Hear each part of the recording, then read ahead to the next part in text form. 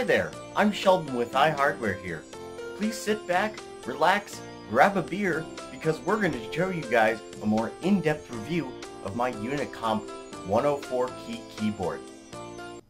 Alright everyone, it's been a little bit, almost a year now since I've purchased my Unicomp 104 key Model M keyboard. I purchased it, I believe, late May of 2014, as the sticker shows on the bottom. It was made on a May 13th of 2014, I believe. The sticker on the bottom says that. It will be at the end of this video if you want to see that. So, pretty much what I want to show off is what I've liked so far about the keyboard, and things that I might change when I get my newer model, which I really am looking forward to getting, but who knows when I'm going to get it, but pretty soon, I hope. Anyways, let's get into the review of this one. So, as you can see right here, I have the Pearl model, I believe, the original beige style keyboard that shipped with Model M's. This was kind of the main color that computers used back in the late 80s, early 90s.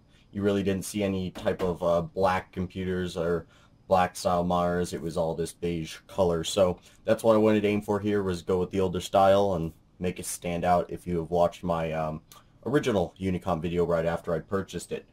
So what I've liked so far is my typing skills have improved quite a bit over the months that I've used it. I'm able to type a lot better on the cheaper rubber dome style keyboards, and it's really a nice feature to have, to be able to, like, hey, I want to type up a paper, you type it up really fast, and it really does help improve your typing skills from what I've heard, and it actually is true.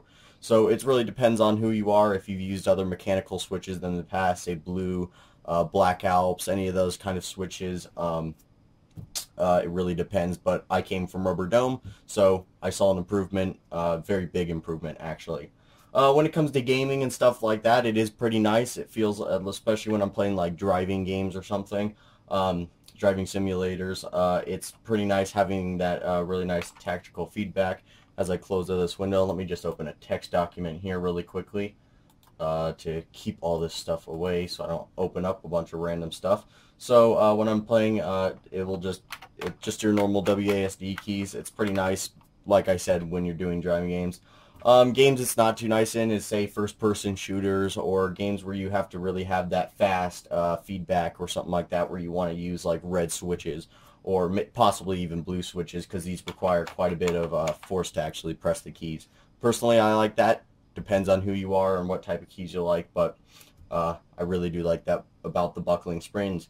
Also, they are quite loud, as you might be able to hear. I'll do probably a little bit more better demonstration, but there's many of them already on the internet, so I really won't do that, but I'll just type up something really fast.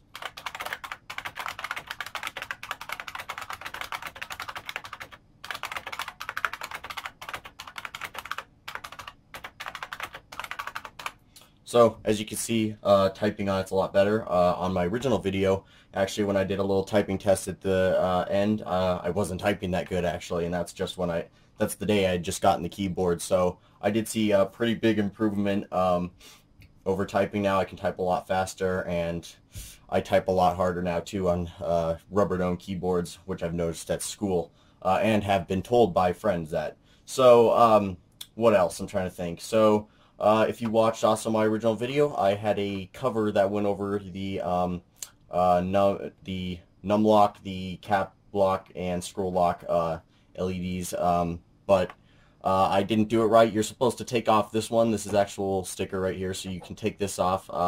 It's kind of hard to get to. I just didn't want to deal with it. I'm perfectly fine with this, and I kind of like having the Unicomp logo up there. So I found out that was a problem with it. I contacted them. They said you're supposed to take this off, so that was a dumb thing on my part, but not a big deal, because I'm kind of glad I kept the original sticker on there. There are some blemishes in the plastic, so, since this is the 104 key Model M, they are using the original molds from the Model M keyboards from the 80s, 90s, so pretty old molds, so they've seen quite a lot of use, and to some people it's kind of like, they really should be using newer molds, but If you purchase the beige style, the pearl style keyboard, you really won't notice that much unless you look super hard. And say onto the back of the keycaps, let me see if I can find one here.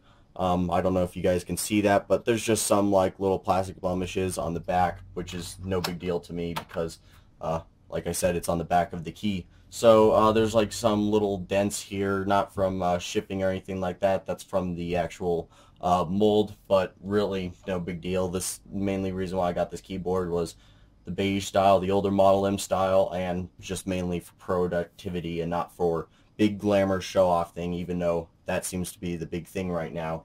With this keyboard, I've been asked quite a bit. So, anyways, like I said, like I showed, the keycaps come off like this, which is really awesome. I know some other style keyboards, like Cherry MX switches and stuff. I'm not quite sure on how the caps come off on that, but I really do like the way they come off like that. The only problem is I had a friend come over, and while I was sleeping or doing something else, they came over here and they decided it would just be funny to take this switch, put it here. Really can't do it on these ones. That was kind of a dumb example, but they switched a bunch of the keycaps around. Thought it was pretty funny actually. But to get to some of the center keycaps, you need a keycap remover, and it was quite a pain to get those back on. So, funny prank if you're watching this right now, but I hate you for it. No, I don't. Anyways, what else? I'm trying to think of other things. I'm not doing this scripted, so excuse me if I make any mistakes or anything. Oh, since I did get the beige model, I do have two cats. Both of them are actually laying on my bed right now, being complete fur balls, as I'm going to show. At the end of this, you will see there's a much more high-quality pictures, as someone messaged me on Skype. You will see little pieces of cat hair on the keyboard. If I'd gotten the black style model with the grayer style keys, I probably wouldn't even notice any of those type of things. Dust shows up a little bit more, but on black style keyboards. But when it comes to the cat hair, I can pretty much see it all over. It's like right here, there's some right there, and I just need to get through this and clean it up a bit, as you will see at the end of the video. What else? So, actually, along with the cat hair and stuff like that, it's actually pretty nice because if you see a lot of cat hair, it doesn't build up over time because my OCD kicks in and I clean it off pretty much right after I see it. So, like I said, when I was editing the last part of this video, which you'll see, I saw that stuff, and now I'm going to go through and clean this whole entire keyboard with some compressed air and stuff like that, make it all pretty and sexy again. So anyways, guys, thank you very much for watching, and enjoy the last part of this video.